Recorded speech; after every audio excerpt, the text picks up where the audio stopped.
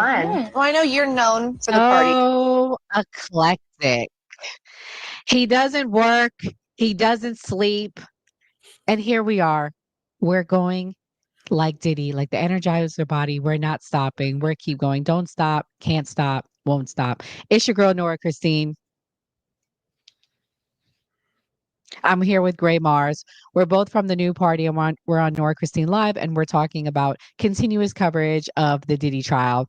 As you can see in that clip with Khloe Kardashian, they were praising Diddy. He works so hard.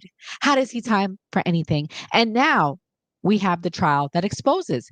He had plenty of times for FOs, plenty of times for numerous groupies, plenty of times for Cassie, plenty of times for actually had 4 girlfriends at the time. FOs with his baby mama, Kim Porter, with Cassie. And now Mia takes the stand today. So we're going to break down about Mia. In that first clip, you guys saw the Kardashians praising him. Gray, what's your thoughts on the Kardashians? What do you think his relationship was with them?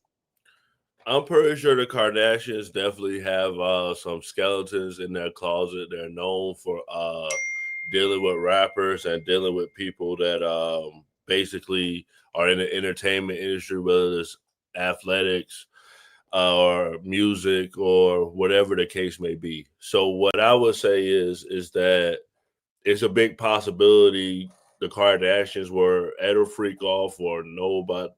Obviously, she knows about Diddy's parties. I mean, look at Lamar Odom. Lamar Odom was a freak in himself, and Khloe Kardashian, that was her man. I mean, he OD'd at a brothel. So, I mean, she's probably used to some wild parties. Fair enough. Also, guys, shouts out to Inner City Press. He's one of the only, I learned something new that there are some reporters that they're allowing to have devices with them. That's how he's able to take notes. Cause I'm like, how when I heard the phones get taken from people that are watching the trial. So I get a lot of information from him. I paid for the subscription because I want to make sure I'm giving you guys the up to date coverage. So we're going to read some coverage, mix it in with some clips. Shouts out to everybody watching. Thank you guys for watching. If you are watching, please hit the like button, hit the like button. We are also taking phone calls, guys. 407 um 602-8114. Again, 407-602-8114, taking those calls. So today, guys, before we get into Mia's testimony, we are finishing up the testimony of his assistant. Okay. I have a clip here before I just keep reading. I have someone here that gave a good summary of it. I'm not going to play the whole thing, but this is a reporter that I hope to meet when we go. And by the way, guys, we are going to New York City next week. We touch down and we will be there on June 2nd and June 3rd at the Diddy trial. This is a person that I do hope to meet. Her name's Lauren Collin. She's a reporter. So let me share the screen. I'm not going to play the whole thing. It's a rather long clip. We'll just play a couple of minutes. Here we go.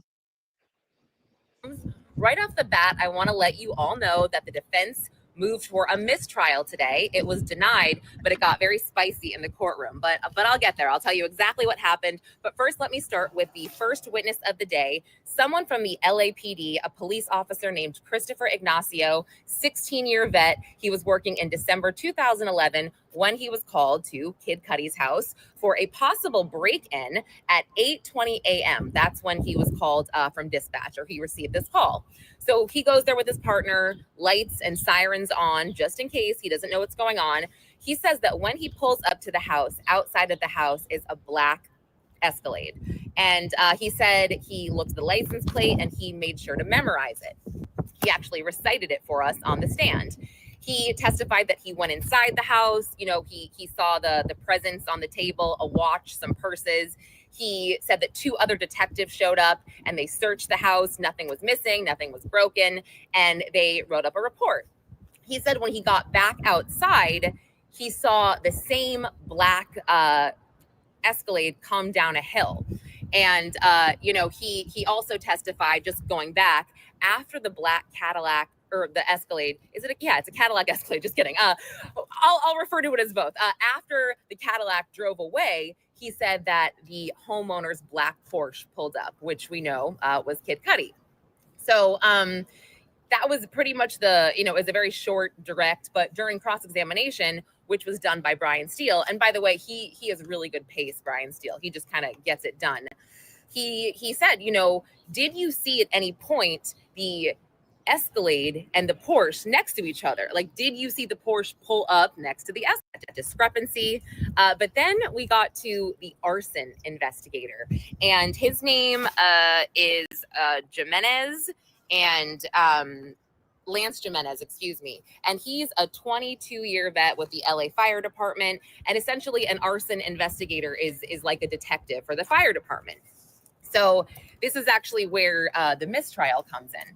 So he was discussing the fact that he was called to the residence of Kid Cudi in Hollywood Hills after around 11 a.m. after the fire department got there because they were going to do an investigation.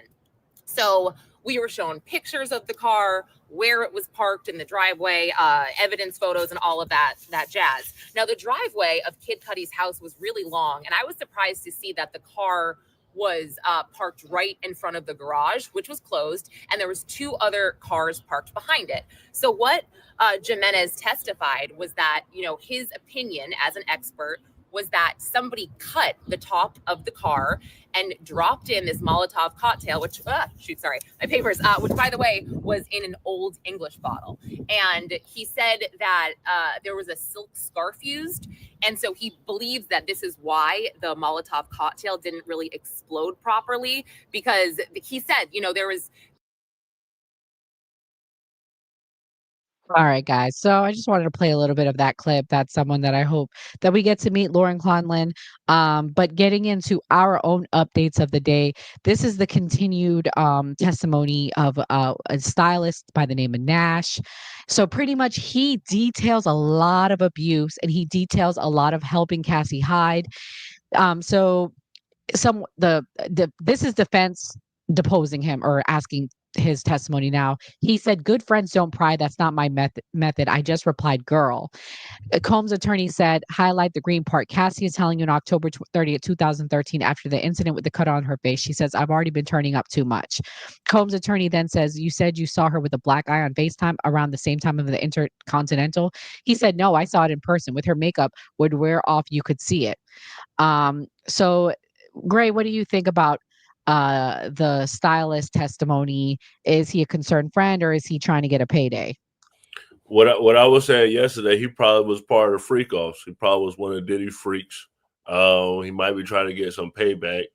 But I don't know if we can trust him. I don't know if we can't trust him. I would say that if the person's under oath and they're testifying, that we gotta hope that that they're telling the truth, because they swear to tell the truth.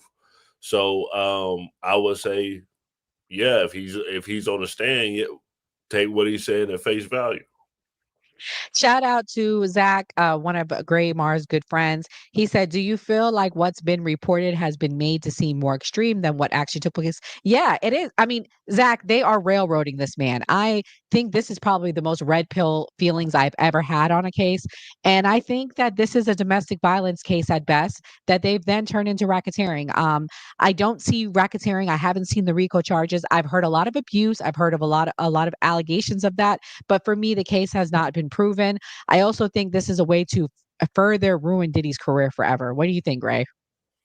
Absolutely. I think that I'm not gonna do the conspiracy theory of every time a black man gets powerful or takes on the industry, they drag him through the mud. But it's kind of like it seems kind of personal with Diddy, because this does seem like it was a domestic case. To say that this was a RICO, to me, it's just a little bit extreme that they just throwing the word RICO around at this point. Like, Right. the same thing with Young Thug. We both know Diddy and Young Thug made money in the music industry. Like, RICO, to me, you need to keep that for major criminal organizations, because when you use it for everything, now it loses the actual power that it has. You kind of Right. taking away from what it really is. Facts. And so they asked her, they asked the stylist, that was her homeboy, who's gay, by the way. Did she mention to you about having threesomes with other men? No, she didn't tell me. Mr. Mash read that to read that to yourself. They lift up, I guess they show like a text message. You told the government the videos came from her phone. No, I told them that he would tape her on her phone. Combs' attorney says, isn't it true she said videos were from her phone? Nash said, no, he could record her on her phone. I stand firm on that. Diddy's attorney, you say Mr. Combs said you won't do this one thing for me. Yes. You said you saw Mr. Combs pointing in Cassie's face in the blind dragon, right? But you never told the government, right? The first you said at trial. Yeah, I guess so. I gave them very little by phone. She said she didn't want to go. Diddy's attorney, you helped pick her clothes for court. Nash, she couldn't fit anything. She needed clothes for the pregnancy, right? So, okay, let's get this straight. I don't trust this guy, and I'm gonna tell y'all why. He was still in communication with her. So, like, did they compare notes? I wonder if he's texting her as we speak. They're still talking. He's helping her get dressed for court. Do you think this hurts his testimony? No. And first, congratulations, Cassie. I think you just had your third child, so I want to say congrats to you. People are still living lives, and that's the problem I feel like a lot of people have with juries as well, and the court system in general. Because you can't just put a person in a room, lock them up in a room, and say, hey, don't interact with anyone, don't talk to anyone. That's what they do to jurors, to try to have them not be influenced on the case. So just because I committed a crime and my friend was there or my coworker was there, if I go to court and once I get bail, I'm gonna be around people still. I'm gonna be living my regular life. I can't just not cut people off just because a court case is not involved. Right. Fair enough. Okay, so the other thing he asked her about was she was sleeping all day, she'd party all night. They talked about that. The low budget producer you mentioned was there. Nash said yes, right next to me snoring. The defense said, you said Cassie told you another man was coming over and asked you to leave. He said yes. Your reaction was like to leave. Combs' attorney, you saw a man coming around knocking on the door and you let them in. He said yes. They were not drugs, right? He said no, we were doing them in our separate places. Once I start working, I just start going. I was packing my 10 body bags. I don't know what that means. Combs' attorney said then they went to a hotel, and again, she didn't tell you she wanted to go, right? The stylist actually said she wanted to stay home, work on her music. Donaldson said, read the green. Nash said, enjoy y'all time together. Y'all don't get much of this. Combs' attorney, that's you telling Cassie in January 2017 to enjoy her time with Puff Daddy, correct? Nash, yes. The attorney, Cassie wrote, I spoke up for myself, and you wrote, you wish you were with them on vacation. Nash said, no, I meant in Mexico, not with them. So they're trying. Greg, you might be onto something. I think they're trying to allude, because they talked about sex toys. I think they're trying to allude that homeboy was in on this. What do you think? The biggest thing that we haven't said in this case is Diddy homosexual or not? And I know I've said that multiple times, because every time we talk about these freak offs, it's never who Diddy was physically with or what Diddy was doing with someone, but he wanted men with his woman. So my spider sense goes off and says, okay, you have this gay guy and then Cassie's there. I feel like maybe that's what Diddy really wanted. And I'm pretty sure he knew all the secrets and everything. Like, for me, the regular people, the regular staff members are the people that I feel like are going to really know all the information. And yeah, Zach, I think he could be lying for his homegirl. This is his homegirl of 10 plus years. So now we go to another text messages. Puppy wrote to you, the trainer ? You couldn't have given me a heads up, black heart emoji. How is she? He meant Cassie. Yes, he did write me that. Combs' attorney, in 2020, you wrote, Mr. Combs, I love you. Anything you need, I got you. Stylist, yes, I did say that.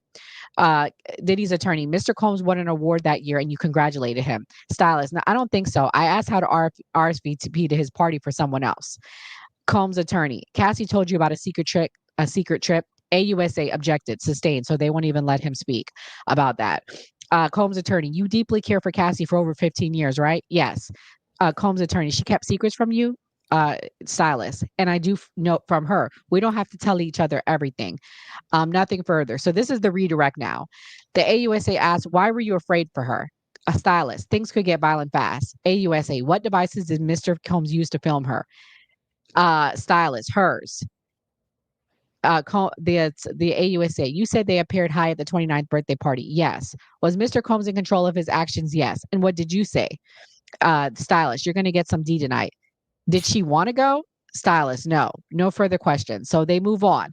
Now, before we move on to Mia, what are you thinking? Do you think this helped or hurt him? The testimony of the stylist. Did he? Yeah, yeah. I feel like it helped him because he basically is saying that Cassie was into the relationship, and in some ways he did say Cassie didn't want to participate. And I feel like people are gonna look at it, and it's just a standard thing. Okay, when you were getting all the Birkin bags, you were going on the shopping sprees, you were eating. Yep, taking your homies with you on trips, because he went on trips with her too. Like, this is the thing that people don't realize. She was getting $30,000 to $50,000 a month while she wasn't even putting out any music. And and again, Capricorn helped and hurt Diddy. I'm gonna tell you how Capricorn helped Diddy. Capricorn said Cassie wasn't talented, but we put a lot of time and energy into her. Yeah, she wasn't. She had that one song before. Now that one song was catchy when she first came out, but like I feel like the era of music was changing. Like because we was in high school, middle school then. So like she had that little song. I don't know if that was a MySpace song, and then music changes. So like, facts. I don't feel like she had a voice where she could make like big songs. She had that one catchy tune. All right, guys. So the next witness, we don't even know her real name, y'all. We got to go watch the other bloggers today, Greg. I got to go catch up on them. But pretty much, the person doesn't even want her real name out here. Her name to the public that they sworn her in as is M.I.A. Mia. Don't show this exhibit. They're even hiding her true identity to the jurors.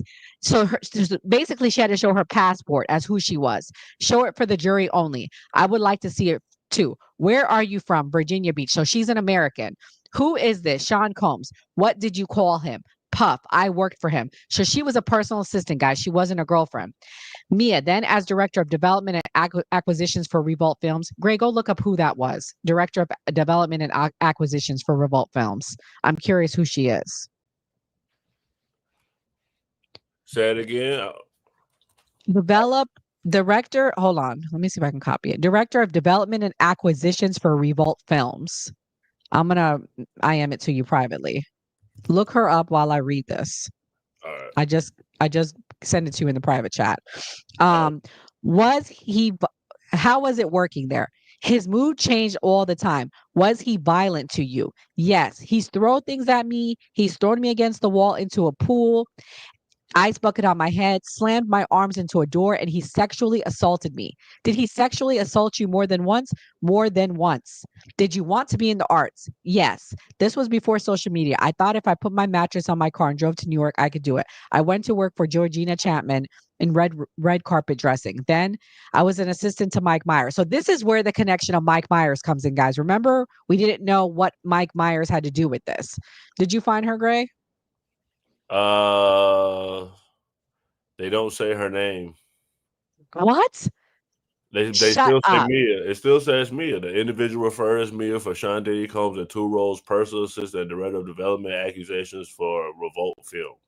She worked for Combs from 2009 and 2016, and she described the work environment as chaotic and toxic. And with Combs, well, we don't know who this person is. This is crazy. This had to be public knowledge. She was a director. I feel you. Huh. Wow. Okay, guys. Pretty much, I guess it was pretty secretive who this person was. She must have cleaned. This is how. Can we talk about how powerful the United States government is? They went and erased her information before this testimony. Do you realize that? Because this had to have been public knowledge. Whew, this is crazy, you guys. All right, guys. Let me continue on. How did Combs hire you? I met with a recruiter. I met with HR with Tony Bias Fletcher. Did Mr. Combs interview you?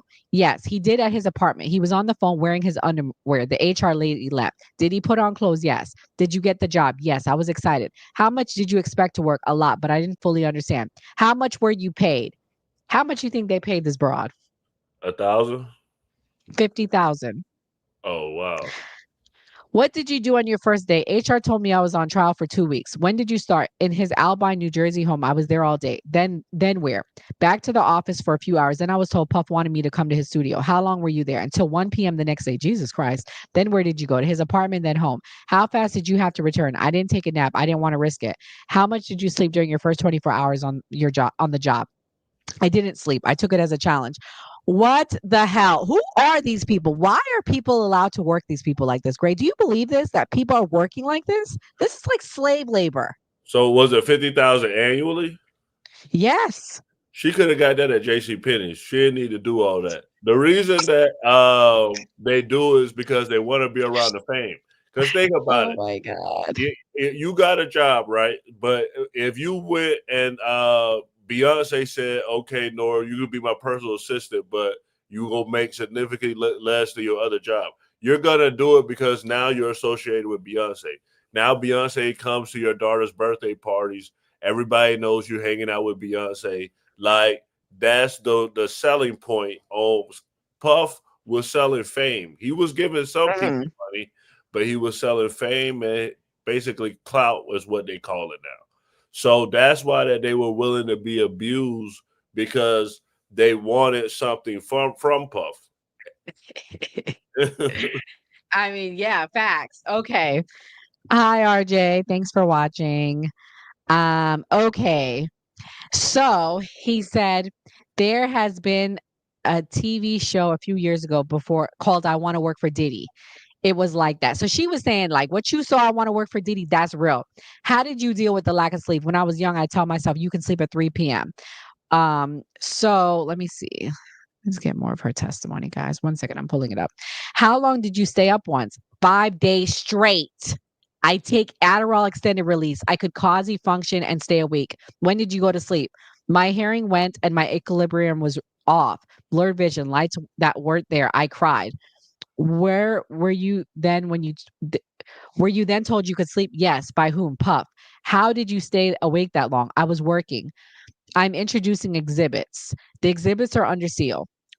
So basically, Mia, what is this? A list of my responsibilities. Um, I went to Tony on November 10, 2011. Puffs has said, I don't know what you do all day. Let's focus on a few things in this document. Please read this, Mia. All of P. Diddy's social media present. Who is PD? Sean Combs, Puff Daddy. I wrote my main liaison between. So she was the liaison person. She goes, I was on my BlackBerry 24/7. I wrote, anticipate his moods. Why was that important? It dictated by the day. You wrote every day is different and that he could ask you to crack his knuckles or do his taxes. Did you have an apartment? Yes, in New York City. Were you there much?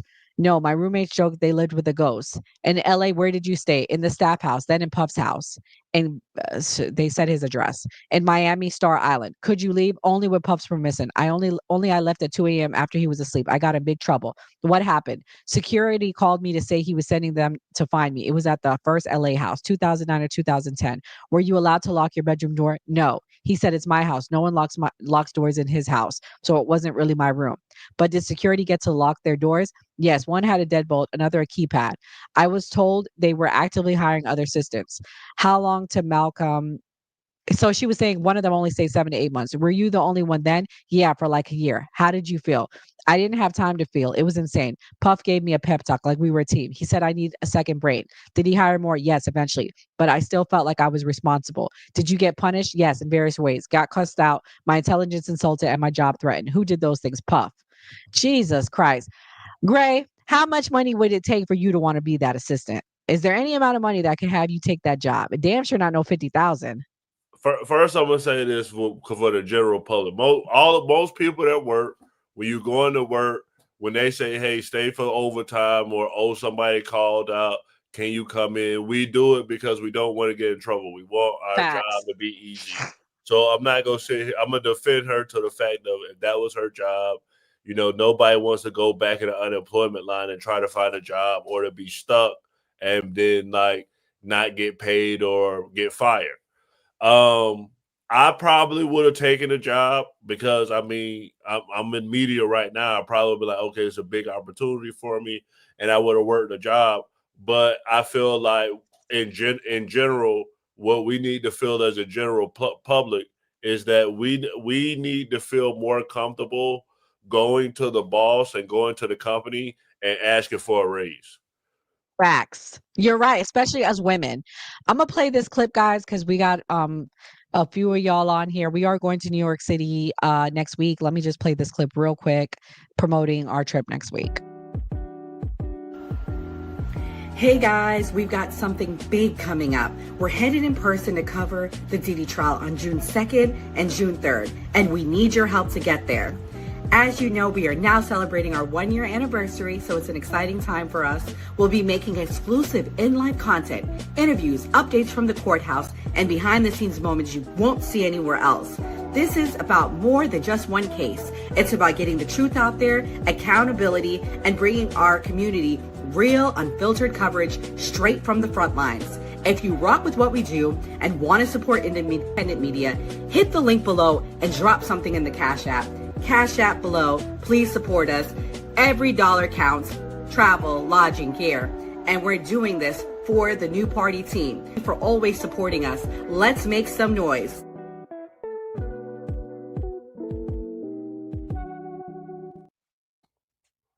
All right, guys.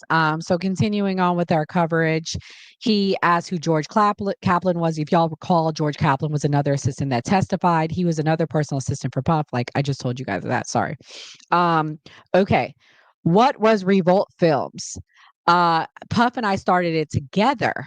Were you still performing personal assistant duties? Yes. How much did you get paid? 70,000, then 100,000. They were supposed to be bonuses. Did you get them? Oh my God, Puff! Don't tell me you're like Trump. You don't pay people. Did you think she got paid? Of course not. Yo, what's up with these greedy ass rich people? Yo, like that is messed up. I'm sorry, I call it out. Spade is a spade. That's messed up. But All right, Diddy so was they known took. for that. Sorry, say that again. Diddy was known for that. Remember, it was a lot of artists that said they get paid. Mace had an issue with money.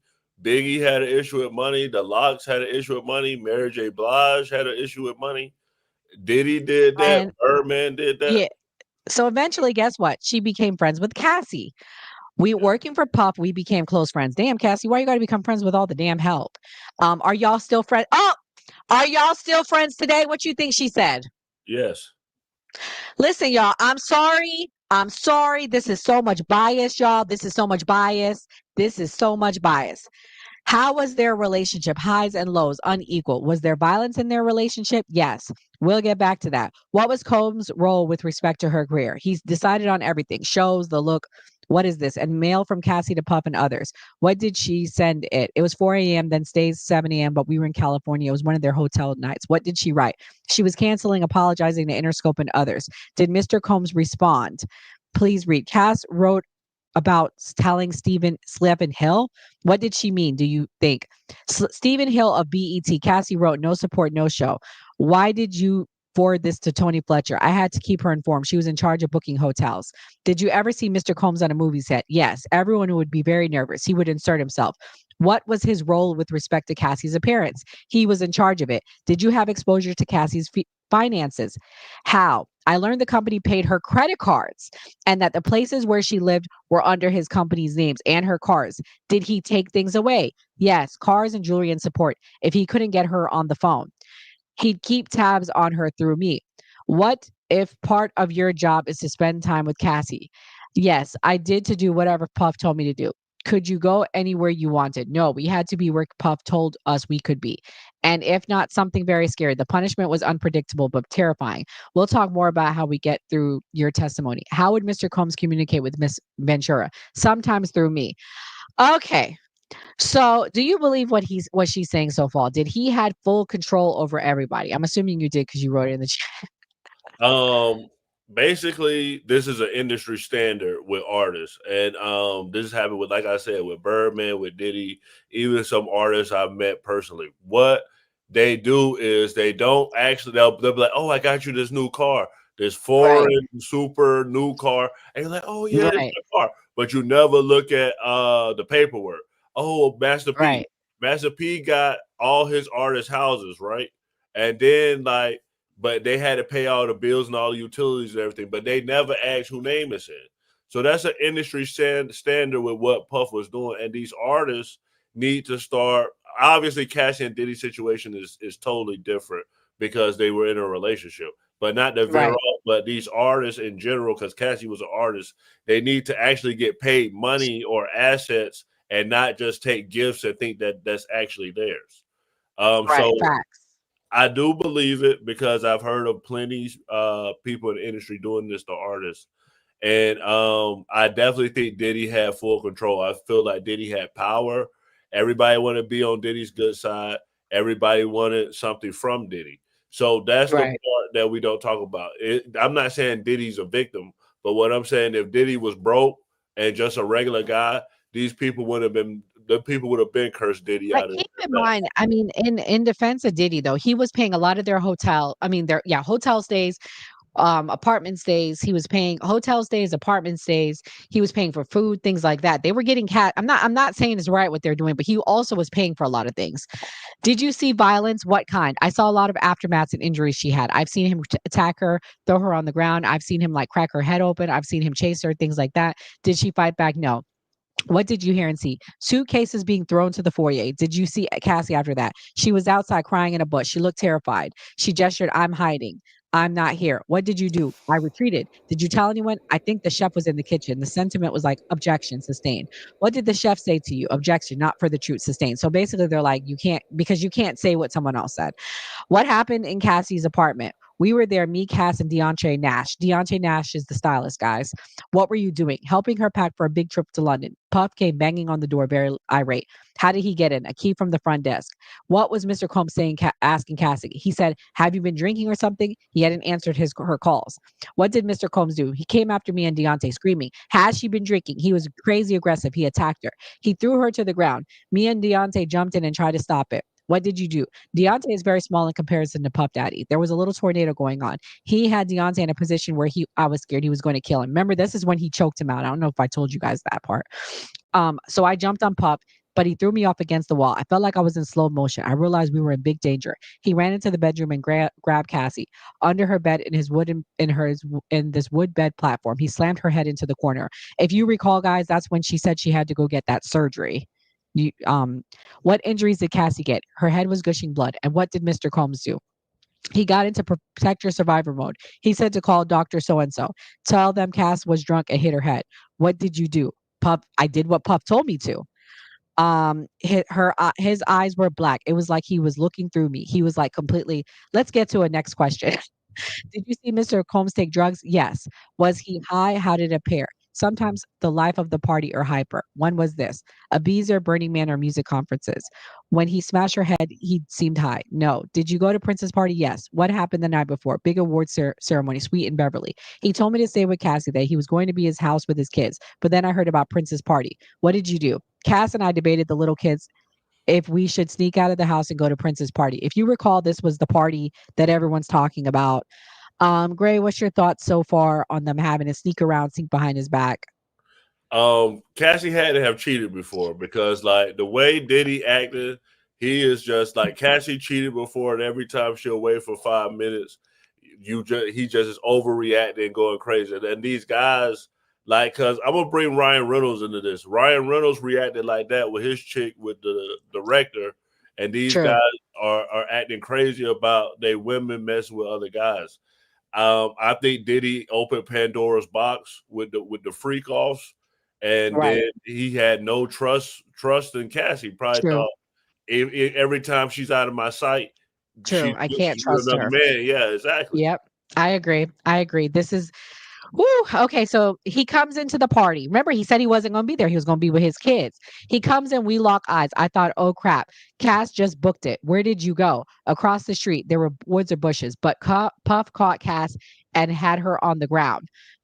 Puff started to attack her, but Prince's security quickly intervened. And later, I went to another hotel. The next day, HR told me Puff was suspending me without pay. Did she say why? That Puff said I was being insubordinate. They take a break. The jury leaves. How much longer do we expect Mia's direct? The rest of the day. We'd like her off the stand by the end of this week. Diddy's attorney. This is a problem. First, it was a flight. Now this. Judge said, I've not cut anything. Judge says, I let Mr. Donaldson take the time we wanted. Diddy's attorney, I'm not blaming the court. It's a pattern I'm seeing. Judge, it's common courtesy. Diddy's attorney, I don't know how long Mr. Steele's cross will be. They don't need to put these things on record. Judge, if we can complete this witness this week, fantastic. If it keeps things moving. AUSA said many of our witnesses are flying from across the country. We need to know for flights next week. Monday, Mr. Nash's cross was twice as long as the direct. AUSA, Mr. Steele told us he anticipates his cross being an hour two. So basically they're saying they're going to go till 4 p.m. today. Gray, have you heard anything about other witnesses? I'm about to look it up while you're talking because I want to know who they think is coming next week. Witnesses, get your flights right because I'm going to be out there. So make sure y'all able to get there. Laura London, I hope you definitely there. So I'll be looking forward to that. I haven't heard anything about any other potential witnesses, but Diddy been in the game so long, and he's basically synonymous with the hip hop industry. I'm pretty sure there's gonna be a lot of celebrities that come out to the front that we definitely didn't hear. What's the girl from City Girls? What's her name? You're talking about Young Miami? Yeah, Miami. Carisha. No, yeah, you know what I'm talking about. Her. I'm pretty sure she's gonna be a witness. I'm surprised that her name hasn't been brought up at all. Because she was the one that got the pink stuff. Well, they're saying, let me show you this chick right here. They're saying she's missing. 1 second. Let me share my screen. They're saying this is his ex-girlfriend, Gina. She's missing, they're saying. They can't find her. The other This time is the one was he had caught me texting another man. We was in Miami, and it got really crazy that time. We was upstairs, and he had we were in his closet, and he pushed me, and I fell to the ground, and then he stood over me. So I was laying on my back, and he stood over me, and he started punching me like this. He avoided my face, but he started punching me on the side of my head, and I was just covering my face.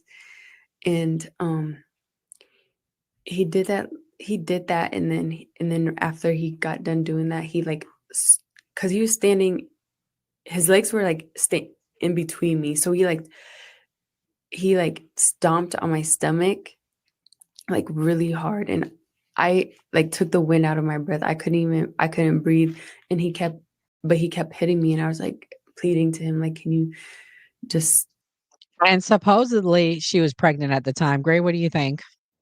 Well, I think it's bad. I mean, listen, normal dudes in the hood or normal guys in the suburbs, they do this with their girlfriends and wives or whatever. So that's not a massive stretch. I think with Diddy, the way that we look at it, a lot of people, especially guys like Diddy, you got so much money, you could have got 10 of her flew in from Thailand. Why are you acting like that? But I feel like we don't look at the other part where it's Diddy has been this powerful mogul for so long that he probably has such an ego problem, and him not even seeing that another man can get the attention of a woman he's with, I feel hurts his ego, and that's why he reacts so violently. Yeah. Also, another person that I hope we get to meet, Gray.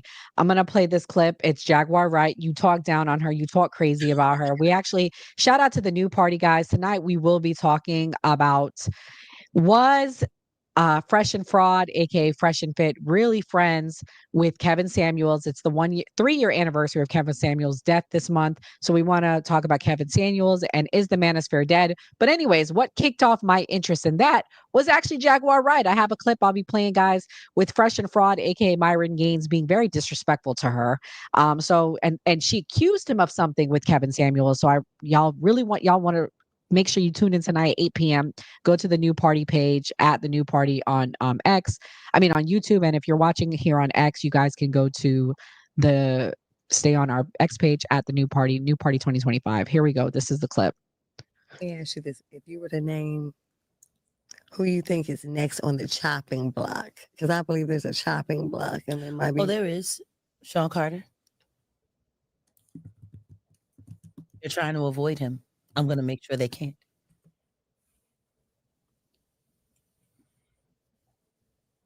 I have a total of 9 witnesses that are about to start coming forward. I'm going to walk them one by one. But the things that these people have to tell and the video evidence and the recordings that they have.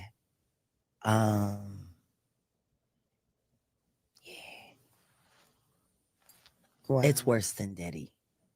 So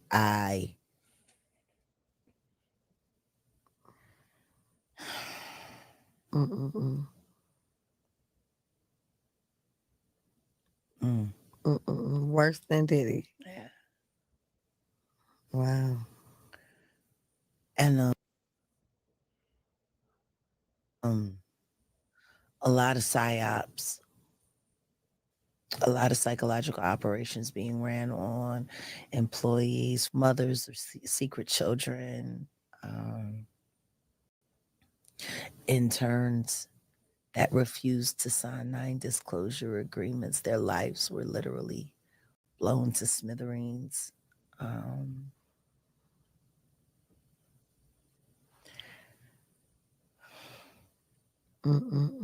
I was lucky to survive him. Aaliyah wasn't. Beyonce wanted. She wanted what he was selling. Okay, y'all, this is all allegedly entertainment purposes only, but I believe her. Sorry, I do. So you think Hove is a part of this whole organization? Absolutely. Clive Davis too, allegedly. Well, with Jay-Z, here's the thing. With Diddy, he was actually a college student coming from Howard University. And, with Jay-Z, he came up with Street Guys. So you telling me Dame Dash and Biggs and, all of these street guys that was around the Rockefeller camp, that they was doing this too? Absolutely. Here's what Jaguar Wright. This is the most egregious thing Jaguar Wright did. She shared the audio, the fake audio of Diddy assaulting Meek Mill. I'm pretty sure you've heard that audio, right? Oh yeah. It's fake. Yeah. It's fake. So her credibility is shot in a lot of ways. Now, was she the person to shine light on this case? Yes, but I definitely put her in the Orlando Brown category, the Charleston White category. They're more like I want to shock you. I'm going to say the most shocking, crazy thing because I know we will get a bunch of views. And that's really what they base their whole foundation on. So for me as being on this podcast, and especially us talking mainly about politics and as many conspiracy theories as you guys have, I'm a person that's I want to I research, I go get the information, then I put it out there because I want people to be able to say, okay, when I go to the New Party, I know that I'm getting the real facts. Well, I give 80% facts, 20%, 10% opinion, 10% conspiracy. Are they really conspiracies when they're proven to be true? This whole thing about tapes of Diddy were conspiracies a little over a year ago. Now it's been proven there are tapes of him. So are they really conspiracies if they're proven to be true? Guys, another thing that came out in the testimony from Deontay Nash is the fact that he admits to hooking up Cassie with Michael B. Jordan. But we also now know the NFL player was Andre Branch, Dolphins' Andre Branch was the NFL player that she was dating. If you recall, we didn't know who the NFL player was about a week so ago today, and this is him. So that at least we've uncovered who he is. Gray, what are you looking forward to a part of the Mia testimony? Is there anything else you think we're going to find out or learn? I want to find out, like you said, the tapes, what's really going on. I'm just hoping that we can get like evidence that says, hey, this is exactly what happens, whether it exonerates Diddy or whether it allows Diddy to go to prison, because Diddy's such a big figure in the music industry. And Diddy is also, you know, a black man in America that was successful. So I feel like there's a lot riding on this case. The same way that happened with the Young Thug case in Atlanta. And we saw Young Thug be able to come home. I don't feel like there's really a big free Diddy campaign. 50 wore a free Diddy shirt at the game, but it seemed like he was joking around. But I'm hoping that we can wrap the case up and all the information is put out there so that we can say what actually factually happened. Facts. Fair enough. Well, guys, we will be back tomorrow at 12 p.m. We'll be back tonight at 8 p.m. Eastern Standard Time talking about the topic I said. We're talking about Kevin Samuels' relationship with Fresh and Fit. And we got some investigation we're doing, all factual, mixed in with some opinion, but mainly factual. Gray, what's your closing thoughts? My closing thoughts are Diddy, that was wild. To all the people that's watching out there, you know, move on. Once things, if you can't trust somebody, if it's starting to get physical, if it's too much, move on. Enjoy yourself. I mean, people have whatever fantasies they have, but what we can get from Diddy is that, you know, emotions get involved, and if it gets too far, walk away from the situation. And I hope that you guys stay with us and we can bring you all the evidence, especially us going there physically, and we can bring y'all everything on this case. And that's my closing thoughts. Yeah, guys, thank you for rocking with us. We'll be back tonight. God bless. Have a good day. See you later. Hey guys, we've got something big coming up. We're headed in person to cover the Diddy trial on June 2nd and June 3rd, and we need your help to get there. As you know, we are now celebrating our 1-year anniversary, so it's an exciting time for us. We'll be making exclusive in-life content, interviews, updates from the courthouse, and behind-the-scenes moments you won't see anywhere else. This is about more than just one case. It's about getting the truth out there, accountability, and bringing our community real, unfiltered coverage straight from the front lines. If you rock with what we do and want to support independent media, hit the link below and drop something in the Cash App. Cash App below. Please support us. Every dollar counts. Travel, lodging, care.